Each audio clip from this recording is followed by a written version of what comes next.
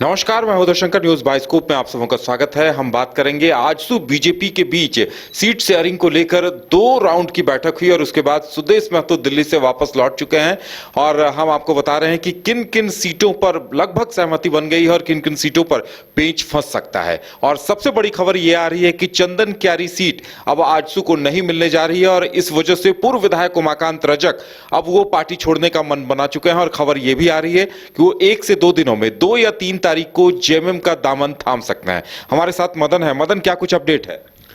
बिल्कुल, देखिए ये बात पहले से माना जा रहा था कि जिस तरह से बीजेपी में जो चंदन क्यारी से विधायक हैं, पूर्व के मंत्री भी रहे और अब उन्हें सीधे तौर पर कहें तो नेता प्रतिपक्ष का दर्जा भी दिया गया, तो एक बड़ा कद जो है बीजेपी के नेता के तौर पर अमर बौरी का बढ़ाया गया है। तो ऐसे में वो सीट जो है बीजेपी अपने खाते से आजसू के फोल्डर में नहीं डालती, ये पहले से माना जा रहा था। और अब जो जानकारी मिल रही है उसके हिसाब से चंदन क्यारी सीट जो है आजसू को छोड़ना पड़ेगा और बीजेपी के उम्मीदवार के तौर पर फिर से एक बार अमर बौरी ही चुनावी मैदान में होंगे। ऐसे में ये बात जरूर है कि चुनाव के समय में जब कोई भी नेता ये इस इंतजार में रहते हैं कि चुनावी तैयारी करके बैठे हैं और टिकट नहीं मिला तो फिर वो दूसरे दल का दामन थामते हैं और जो प्रतिद्वंदी होता है वो इंतजार भी करता है कि मजबूत उम्मीदवार अगर हो तो उसे वो तुरंत स्वीकार करता है और फिर उम्मीदवार बनाता है। तो ऐसे में ये खबरें जो है पहले से आ रही थी। जो आजसू का पिछला प्रोग्राम था उसी समय ये चीज़ें निकल कर आ चुकी थी कि अब जो है उमाकांत रजक वो जेएमएम का दामन थाम सकते हैं, क्योंकि ये जो सीट है वो बीजेपी के ही खाते में रहेगी। फिलहाल कोई चेंजेस नहीं होगा। तो अब ये चीज़ें निकल कर आई है कि उमाकांत रजक जो है 3 तारीख तक जो है बीजेपी का ये जेएमएम का दामन थाम सकते हैं और आजसू का साथ छोड़ सकते हैं।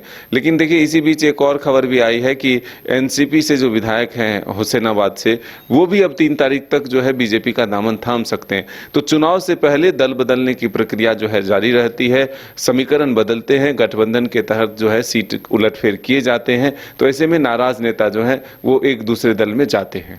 बिल्कुल। तो जो तैयारियां आजसू की थी, खासकर चंदन क्यारी और कहा जा सकता है कि हुसैनाबाद को लेकर शिवपूजन कुशवाहा मेहता तैयारियों में लगे हुए थे, तो उन्हें एक झटका लगा है। अब हम पहले उन सीटों की चर्चा करते हैं जो पहली बार आजसू के खाते में जा रही है। पाकुड़ सीट एक ऐसी आई है और पाकुड़ के साथ साथ एक और सीट है मांडू, ये भी आजसू के खाते में जाएगी। इस तरह की बातें सामने आ रही हैं। मदन, देखिए इसे पुख्ता नहीं कह सकते, लेकिन अनुमान और चर्चा से ये चीज़ें निकल कर जरूर आई है कि बीजेपी और आजसू के बीच में जो है सीट शेयरिंग को लेकर के फॉर्मूला लगभग तय माना जा रहा है। 9 से 10 सीट जो है आजसू के खाते में आ रही है। ऐसे जो झारखंड के सह प्रभारी हेमंता बिश्व शर्मा वो स्पष्ट एक संकेत दे चुके हैं कि झारखंड के एनडीए फोल्डर में फिलहाल अभी तक जो है वो जेडीयू, आजसू और बीजेपी है। हालांकि दावेदारी और एक तरह से झारखंड के दौरे पर लगातार चिराग पासवान भी पहुंच रहे हैं। रामविलास आर जो पार्टी है उससे भी दावेदारी पेश की जा रही है कि गठबंधन के तहत हमारी पार्टी को भी 1-2 सीट भी कम से कम मिलनी चाहिए। तो अब उस दावेदारी पर बीजेपी की सहमति क्या होती है ये तो आने वाला वक्त बताएगा। लेकिन जो 9 सीटें फिलहाल सामने आई है उसमें आप कहें तो सिल्ली, रामगढ़, ईचागढ़, जुगसलाई, मांडू, बड़कागांव, डुमरी और पाकुर, लोहरदगा और गोमिया, ये सीटें शामिल हैं। फिलहाल अनुमानतः ये सीटें जो है हो सकती है। अब बीजेपी और आजसू के बीच जब आधिकारिक रूप से घोषणा होती है तब देखना होगा क्या इसमें से कोई चेंजेस आते हैं या फिर यही कंटिन्यू रहता है, इसका इंतजार है। बिल्कुल मदन, अगर देखा जाए तो सिल्ली और रामगढ़ आजसू की परंपरागत सीट रही है, तो वो तो तय था कि उन्हें मिलना ही है। इसके साथ साथ ईचागढ़ को लेकर इस बार आजसू दावा कर रही थी। उनके हरेलाल महतो प्रत्याशी हैं, पिछली बार भी चुनाव मैदान में थे, अच्छा खासा वोट भी आया था। तो कहीं न कहीं उस पर अब देखिए ईचागढ़ और जुगसलाई में रामचंद्र सहित पूर्व मंत्री भी हैं, 2 बार विधायक रह चुके हैं। तो अब जो जानकारी निकलकर सामने आ रही है कि बीजेपी ने ईचागढ़ और जुगसलाई देने पर सहमति बना दी है, लेकिन आजसू 2014 के चुनाव में तमाड़ आजसू के फोल्डर में था, लेकिन आजसू तमाड़ सीट छोड़ने पर तैयार है क्योंकि तमाड़ आजसू छोड़ रही है। मदन, जो जानकारी मिली है ऐसे में ये जरूर है कि ईचागढ़ बीजेपी चाहती थी कि वहाँ से बीजेपी का उम्मीदवार हो, लेकिन आजसू ने अपनी मजबूत दावेदारी पेश की है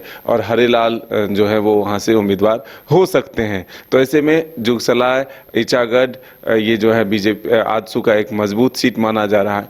तो अब परिणाम क्या होगा ये आने वाला वक्त बताएगा, लेकिन फिलहाल दावेदारी मजबूत है और जो सूचना मिल रही है उसके तहत जो है ये दोनों सीटें जो है बीजेपी ने आजसू को दे दिया है। हालांकि तमार सीट जो है वो बीजेपी के खाते में आ रहा है। बिल्कुल इसी तरह से मांडू सीट की बात की जाए तो मांडू सीट से विधायक जेपी भाई पटेल थे जो कुछ दिनों पहले जिन्होंने बीजेपी का दामन छोड़ दिया, वो कांग्रेस के टिकट पर लोकसभा चुनाव भी लड़े थे। ऐसे में बीजेपी के लिए आसान रहा कि मांडू सीट आसानी से आजसू के खाते में डाल दी गई है, क्योंकि जेपी भाई पटेल अब वहां से जो विधायक थे वो बीजेपी में नहीं रहे, वो कांग्रेस में जा चुके हैं। मदन, शायद यही वजह रही कि बीजेपी आसानी से देने को तैयार हो गई।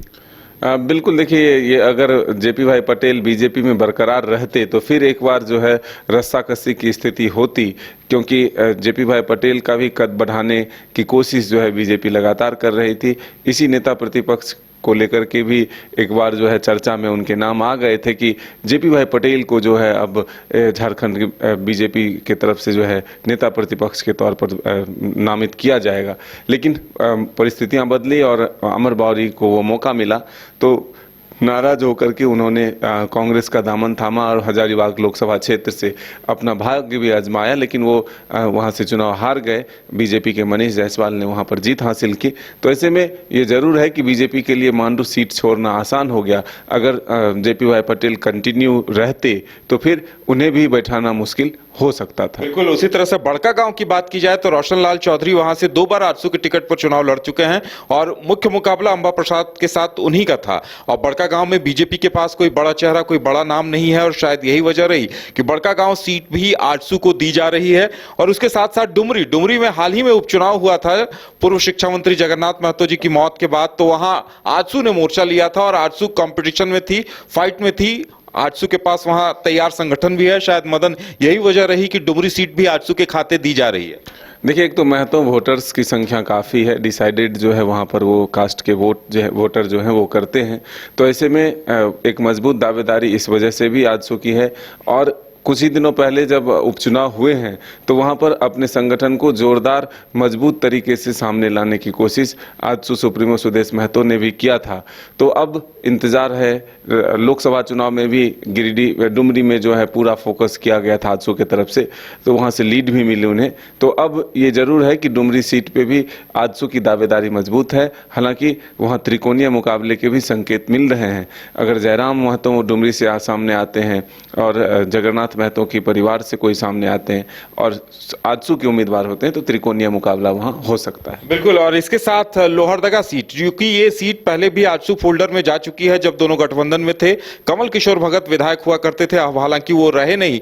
उनकी पत्नी नीरू शांति भगत वहां से दावेदार हो सकती है। और लोहरदगा सीट पर बीजेपी के पास भी कोई बड़ा चेहरा कोई ऐसा नहीं है। पिछली बार सुखदेव भगत बीजेपी में आए थे जो वर्तमान में कांग्रेस के सांसद हैं, और इस वजह से जिच भी फंसा था। आजसू बीजेपी के बीच गठबंधन टूटने की एक अहम वजह लोहरदगा रही थी। तो इस बार ये सीट लोहरदगा सीट आजसू को दी जा रही है, ये भी जानकारी सामने आ रही है।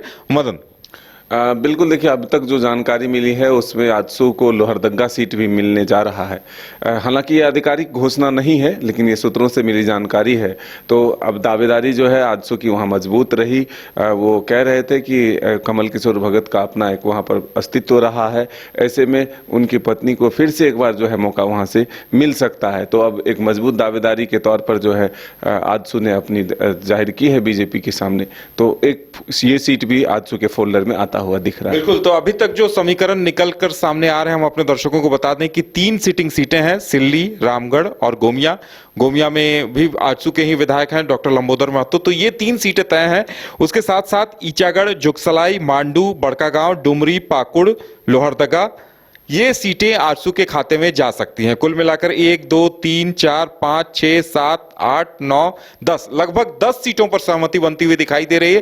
हालांकि अभी तक तय नहीं है, सूत्रों के हवाले से मिली जानकारी है, हो सकता है 1-2 सीटें कम या ज्यादा हो सकती हैं। क्या मदन? बिल्कुल, जब तक एक आधिकारिक घोषणा ना हो तब तक एग्जैक्ट आंकड़े जो है वो सही नहीं होते, लेकिन संभावनाएं जरूर होती है। तो ये संभावनाएं और जो हमारे सूत्र हैं उसके हिसाब से ये जरूर सामने निकल कर आया है कि 9 से 10 सीटों पर जो है सहमति बनती हुई नजर आ रही, एक आध सीट घट और एक बढ़। और जानकारी सामने आई है कि जेडीयू को भी अभी तक 2 सीटें देने की बातें सामने आ रही है। हालांकि जेडीयू ने ज्यादा सीटों पर दावेदारी की है। एक जमशेदपुर पूर्वी की सीट है जिस पर इस बार सरयू राय दावा कर रहे हैं, तो उन्हें एक सीट पूर्वी या पश्चिमी की दी जाएगी, ऐसी खबर आ रही है। वहीं तमाड़ सीट जो आजसू छोड़ रही है, वहां हो सकता है ये सीट भी जदयू को दी जाए, ऐसी जानकारी सामने आ रही है। मदन, बिल्कुल सही है जानकारी। ये अभी जो जानकारी मिली है उसके हिसाब से 2 सीटों पर जो है सहमति बनती नजर आ रही है। हालांकि 11 से 13 सीटों की दावेदारी जेडीयू की तरफ से भी की गई है। अब वो आपस में मिल बैठकर तय करेंगे कि किसकी मजबूत स्थिति है जमीन पर, उसके हिसाब से फैसला लिया जाएगा। सांगठनिक रूप से जिसकी मजबूती होगी सीट उसके खाते में जाएगी। तो अब ये जरूर है कि अपने ही जिद पर नहीं बल्कि जमीनी हकीकत के आधार पर सीटों का बंटवारा जो है एनडीए फोल्डर इस बार करने की कोशिश में है। तो चलिए उम्मीद की जाए। कहा यह जा रहा है कि 3 से 4 दिनों के बाद जब पितृपक्ष खत्म हो जाएगा तो सीटों की घोषणा कर दी जाएगी। संभवतः बीजेपी अपने कुछ प्रत्याशियों के नामों का ऐलान कर देगी। और आजसू को कितनी सीटें दी जा रही हैं, लगभग 9 से 10 सीटें जो हम बता रहे हैं, इसके साथ जेडीयू को 2 सीटें दी जाने की घोषणा फिलहाल की जा सकती है। और तब स्पष्ट हो पाएगा तो हम भी पल पल की खबरें आप तक पहुंचाते रहेंगे। फिलहाल इतना ही, हमें दीजिए इजाजत और आप देखते रहिए न्यूज़ बाइस्कोप। नमस्कार।